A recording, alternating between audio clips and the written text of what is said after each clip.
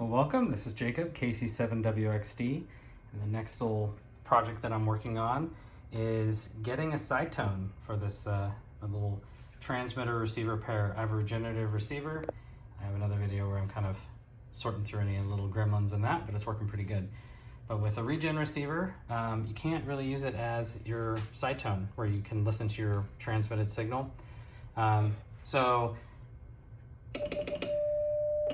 Normally, if you're using a modern receiver, it works just fine because you're not overloading that front end, it can handle it.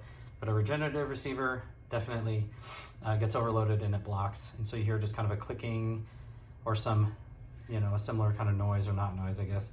And it's not that useful for a side tone. So how do you solve that problem? Well, there's ways of doing it, but one of the ways you can do it is to use a RF sensing switch, which I've diagrammed here, and this switch would then turn on a code oscillator. So I'll kind of walk through what we got going on here. RF comes in, so you can see I've got this to the center pin connected right in here, just in kind of a janky way, going into the board at this point. So that feeds into a 47 puff cap. I'm using these little signal switching diodes here. It's 1N4148s for both of them.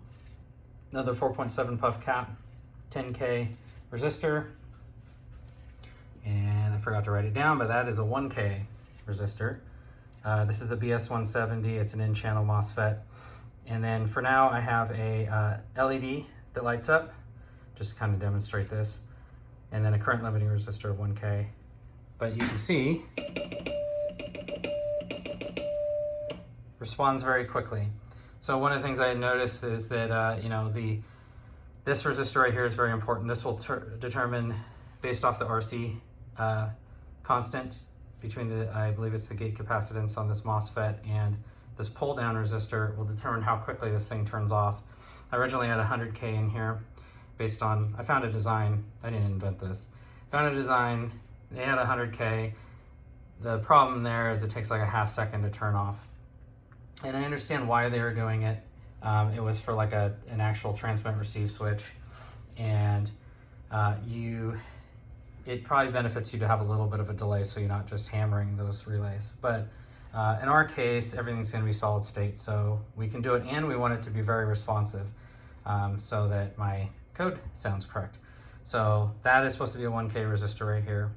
I just quickly prototyped this out, just using stuff I had in my box, and I'm pretty happy with it. It seems to work really well. So the plan with this is I'm gonna build basically a box. It's gonna have a couple BNC connectors, one for the RF in from the transmitter and the other one out to the antenna. Intercepting that will be this RF sensing switch. This is going to feed into an oscillator.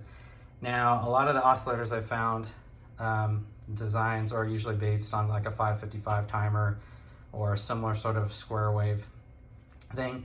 Those work well. I think the tone is too harsh, and I like having a nice pleasing, more of a modern, even this isn't too bad.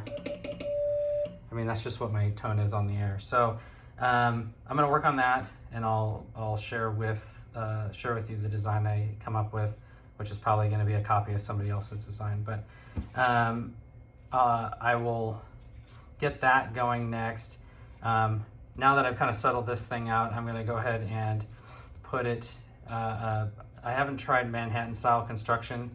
That's that where you use a copper clad PCB and you basically super glue these little islands, and then you solder all your components between them. I'm gonna give that a try. That's kind of fun.